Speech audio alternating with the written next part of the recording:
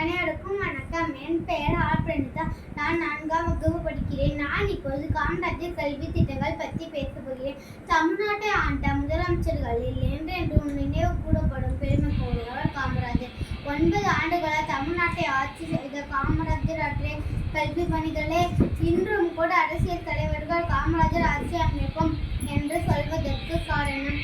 இப்பொழுது திமுக, அதிமுக என மாறி மாறி தமிழ்நாட்டை ஆளும் திராவிட கட்சிகள் பள்ளி கல்வித்துறைக்கு கொடுக்கும் முக்கியத்துவத்துக்கு விஜய் போட்டது காமராஜர். பள்ளி குழந்தைகளுக்கு இலவச மதிய உணவு திட்டத்தை முதல் 14,000 பள்ளிகள் திறந்தது வரை காமராஜரின் மகத்தான சாதனை யாராலும் மறக்க முடியாது அல்ல. தமிழ்நாட்டில் பள்ளி செய்தும் வயதுடைய எல்லா குழந்தைகளுக்கும் பள்ளி சேர்க்கும் அளவு தமிழ்நாட்டில் பள்ளிகளும் கிடையாது, ஆசிரியர்களும் இல்லை.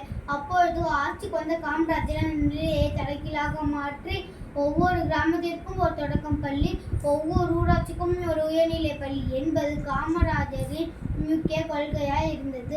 11 வகுப்பு வரை இலவச கட்டாய கல்வி என்பதையும் உறுதி செய்தார் காமராஜர்.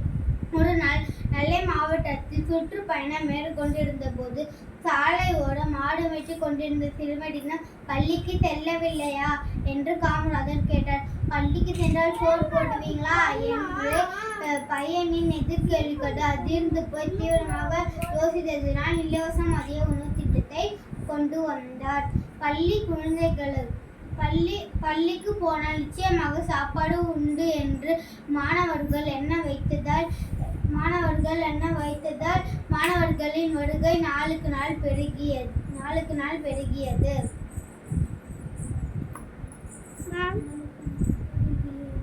காமராஜர் உண்டி கொடுத்து உயிர் கொடுத்து தலைவராக உயர்ந்தார். தமிழ்நாட்டில் பின்பற்றி இன்று பல மாநிலங்கள் தமிழ்நாட்டை மதிய உணவு திட்டத்தை செயல்பட்டு வருகின்றன. தற்போது திரு மு.க. ஸ்டாலின் தலைமையில் காலை உணவு திட்டத்தை வருவதற்கு மதிய உணவு திட்டமே காரணம்.